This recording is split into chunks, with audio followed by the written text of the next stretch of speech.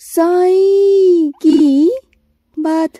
तुम ना बिल्कुल भी चिंता मत करो, तुम हार नहीं सकते मेरे बच्चे, और ना ही तुम्हारा बाबा तुम्हें हारने देगा।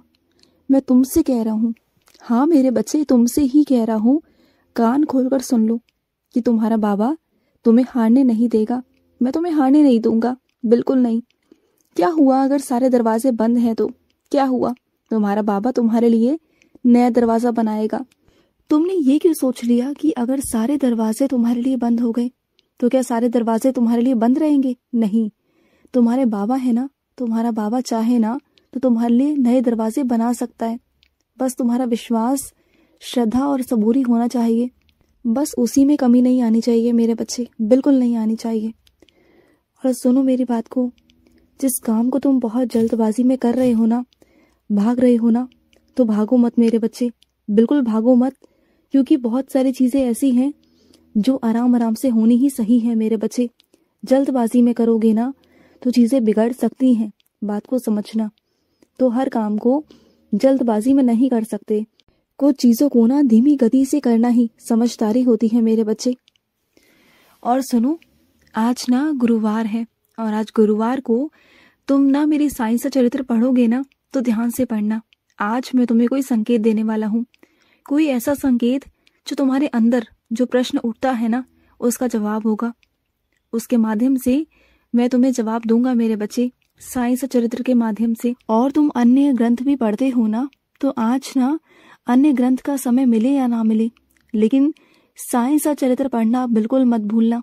आज के दिन साईं सा चरित्र जरूर भूलना मेरे बच्चे, क्योंकि मैं चाहता हूँ कि तुम साईं सा चरित्र पढ़ो मेरे बच्चे, और जो संकेत दे रहा हूँ ना उस संकेत को समझने की कोशिश करना मेरे बच्चे, समझ गए?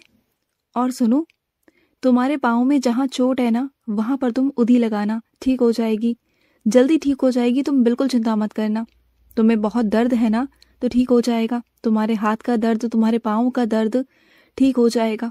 उधी लगाया करो, तेल में डालकर ना उधी लगाया करो, उधी से ना मालिश किया करो। और सुनो मेरी बात को, तुम्हारी जिंदगी में ना एक लीला होगी मेरे बच्चे।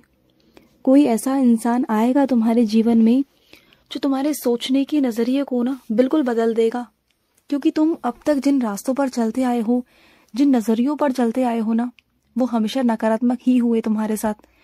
तुम कभी आगे नहीं बढ़ पाए, लेकिन इस बार वो इंसान आकर ना तुम्हारी जिंदगी में सकारात्मकता देगा मेरे बच्चे। उसकी बातों से, उसकी सलाह से, उसके मार्गदर्शन से ना तुम सही रास्तों पर जाओगे। और वो मेरा बच्चा है, मैं उसे भेज रहा हूँ तुम्हारे पास। उसके द्वारा तुम्हारी जिंदगी में बहुत कुछ बदलाव होंगे, बहुत कुछ नया होगा तुम्हारी जिंदगी में, जिसके बारे में तुमने उम्मीद नहीं भी की होगी ना, सोचा भी नहीं होगा ना, वो सब तुम्हारी जिंदगी में होगा। और उसे करना, आगे सकारात्मकता की तरफ बढ़ना। ये मत सोचना कि अब मैं क्यों करूं, क्या करूं, तुम्हें करना है क्योंकि मैं चाहता हूं कि तुम करो, समझ रहे हो ना? और जो मेरे बच्चे खाली बैठे हुए हैं ना, उनसे कहना चाहता हूं कि तैयार हो जाओ, क्योंकि मैं अब तुम्हें बहुत बड़ी जिम्मेदारी, बहुत बड़ा काम सौंपने वाला हूं, और उस काम को तुम्हें ही करना है, और तुम्हें बहुत मन से और शिद्दत के साथ खूबसूरती से करना है। अगर उस काम को तुम बहुत अच्छे से करोगे ना तो आने वाले दिनों में तुम्हारे पास किसी भी काम की कोई कमी नहीं रहेगी। तुम जो खाली बैठे थे ना, वो बस मैं तुम्हें आराम दे रहा था, लेकिन अब तैयार हो जाओ, अब बस शुरू हो जाओ काम करने के लिए, क्योंकि मैं तुम्हें बहुत सारा काम देने वाला हूँ। जो तुम खाली बैठते हो ना, अब तुम खाली नहीं रहोगे। जो तुम्हारी नकारात्मक सोच चलती है ना, वो नहीं चलेगी, क्योंकि मैं तुम्हें बहुत सारा काम दूंगा, और उन कामों को अच्छे मन से करना।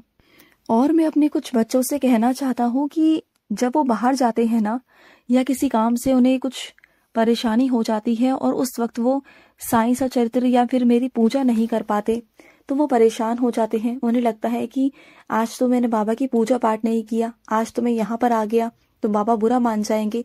नहीं पगले, बिल्कुल नहीं। तुम जहाँ हो ना, बस वहीं से मेरा नाम पुकार लिया करो। तुम्हारे मन में अगर तुम दिल से एक बार साईं बोल दोगे ना, सिर्फ साईं, तो मुझे वो भी स्वीकार है मेरे बच्चे।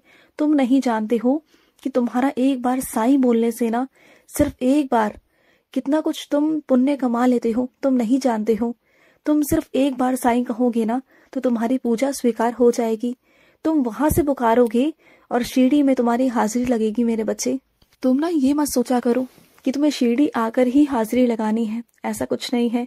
जो मेरे बच्चे रोज मेरे स्वरूप के सामने, मेरी तस्वीर के सामने रोज दिया जलाते हैं ना, मेरी पूजा पाठ करते हैं, या फिर मन का दिया जलाते हैं, मन से याद करते हैं, दिल से याद करते हैं ना, उनकी सीधी सीधी हाजिरी सीधी शिरडी में ही लगती है मेरे बच्चे, सीधी शिरडी में लगती है। और कुछ मेरे बच्चे ना कभी कभी बहुत अजीब अजीब हरकतें भी करते हैं, मेरे लिए कुछ नया नया सामान भी लेकर आते हैं। कभी कभी मुझे काजल लगाते हैं, कभी कुछ लगाते हैं, कभी कभी बचपनों वाली हरकतें भी करते हैं। अच्छा लगता है मुझे, तुम्हारी ये बचपने वाली हरकतें भी बहुत अच्छी लगती हैं, क्योंकि इसमें ना मासूमियत है, इसमें ईमानदारी है, इसमें प्यार है, इसलिए मुझे ना बहुत भाती है मेरे बच्चे, इसलिए मैं तुमसे कभी कुछ नहीं कहता। और सुनो मेरे बच्चे, तुमने जो इतने सारे वस्त्र खरीद कर रखे हुए हैं ना अंदर, और तुम पहनते कुछ भी नहीं हो, पहनते बस वही हो, फटा पुराना जो तुम्हें दिख जाए बस वही पहनते हो। क्यों करते हो ऐसा? निकालो ना उन कपड़ों को, क्यों रखा है तुमने सजाकर? उन्हें निकालो, उन्हें पहनो, रोज पहना करो, अच्छे अच्छे वस्त्र पहनो, क्योंकि समाज में जब तुम निकलते हो ना तो अच्छी छवि नहीं बनती मेरे बच्चे। पहनावे उड़ावे से सब कुछ होता है मेरे बच्चे। तुम लोगों की नजरों में क्यों नीचे गिरना चाहते हो? क्यों लोगों से बातें सुनना चाहते हो? तुम्हारे पीठ पीछे बातें हो, अच्छा लगेगा? चलो अगर नहीं है ना तो मैं कहूंगा कि चलो ठीक है, संतुष्ट रहो, जो है सो है। लेकिन अगर मैंने तुम्हें दिया है, दोनों हाथों से भर भर के दिया है, और तुम्हारे पास खूब है, बहुत सारा है, कोई कमी नहीं, तो फिर पहनो ना, पहनकर अच्छे से रहा करो।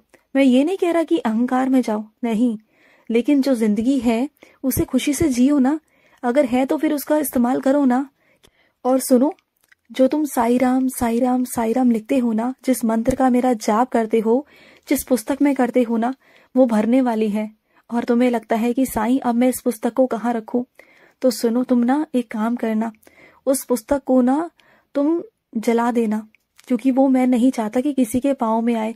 तुम अगर मंदिर पे रख कर आओगे ना तो मंदिर वाले भी शायद इधर से उधर कर देंगे, या फिर जहां मेरी अग्नि हो ना, जहां मेरी विभूति जल रही हो, वहां पर डालाना, क्योंकि वो पवित्र मेरी उधी बन जाएगी। जब वो राख राख नहीं रहेगी, वो उधी बन जाएगी। ऐसा कुछ करना, ध्यान रखना कि वो किसी के पाँव में ना आए, ना वो इधर उधर आए, किसी ऐसी जगह पर उसे जलाना, और जो राख होगी ना उसे किसी नदी या तालाब में बहा देना मेरे बच्चे, इतना कर देना। क्योंकि जो तुमने मेरा नाम जाप किया है ना, जो नाम लिखा है मेरा, वो कहीं भी ना पाँव में नहीं आना चाहिए। और लिखने के ना दो फायदे हैं मेरे बच्चे, एक तो तुम्हारे हाथ मेरी सेवा निभा रहे हैं, दूसरा तुम्हारा मन मेरी सेवा निभा रहा है मेरे बच्चे, और तीसरा तुम्हारी जुबान मेरा नाम बार बार पुकार करना तुम्हारे हर चीज को, तुम्हारे हर कर्मों को काट रही है मेरे बच्चे। जब तुम कृष्ण कृष्ण या साईं साईं पुकारते हो ना, या हनुमान जी को पुकारते हो ना, जब भी अपने मुख से किसी भी ईश्वर का नाम लेते हो ना, तो वो तुम्हारे पूरे शरीर में जाता है कान के द्वारा, और पूरी ज्ञान इंद्रियों पर जाता है, तुम्हारे शरीर के एक एक कोने तक जाता है। और जब उन्हें मालूम पड़ता है ना कि हाँ किसी सकारात्मक ऊर्जा का नाम लिया जा रहा है, तो तुम्हारा शरीर भी ना फुर्तीला हो जाता है, तुम्हारे शरीर में भी ना ताकत आती है। कभी महसूस करना इस चीज को। और जब नकारात्मकता होती है ना, तुम्हारा शरीर थका थका, थकान से भरा हुआ, अजीब सा, बीमार सा रहता है। और जब तुम ईश्वर का नाम लेते हो ना, तो तुम्हारे पूरे शरीर में ना फुर्ती आ जाती है मेरे बच्चे।